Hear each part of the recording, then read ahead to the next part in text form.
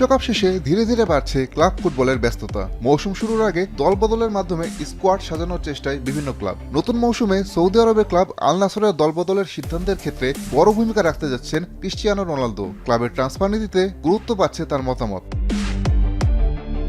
আল নাসরের ভবিষ্যৎ প্রকল্প সফল করতে দলবদলের কার্যক্রমে পূর্ণ স্বাধীনতা চান রোনালদো। তার দাবি, স্পোর্টিং ডিরেক্টর সিমেউ এবং নির্বাহী পরিচালক সেমেদো যেন বাইরের কোনো হস্তক্ষেপ ছাড়াই দল গঠনের সিদ্ধান্ত নিতে পারেন।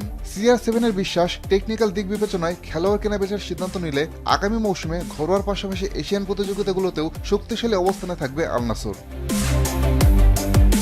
রোনালদো চাওয়াকে গুরুত্ব দিয়ে নতুন মৌসুমে পর্তুগিজ মিডফিল্ডার ব্রুনো ফার্নান্দেজকে দলে নিতে চাচ্ছে আল নাসর। জাতীয় দলের সতীর্থকে সৌদি প্রো লিগে নিয়ে আসতে CR7 নিজেও ব্যক্তিগতভাবে চেষ্টা করছেন। ব্রুনোর আর্থিক চাহিদা জানতে তার সাথে আনুষ্ঠানিক যোগাযোগের প্রস্তুতি নিচ্ছে সৌদি ক্লাবটি। ম্যানচেস্টার ইউনাইটেডের সঙ্গে ব্রুনোর চুক্তি নবায়ন নিয়ে অনিশ্চয়তার সুযোগ কাজে লাগাতে চায় আল নাসর। তবে এখন পর্যন্ত ব্রুনোর সঙ্গে আল নাসরের সম্ভাব্য আলোচনা বা চুক্তির বিষয়ে ক্লাব কিংবা খেলোয়াড়ের পক্ষ থেকে আনুষ্ঠানিক কোনো ঘোষণা আসেনি। আসাদুজ্জামান লিটন, এখন।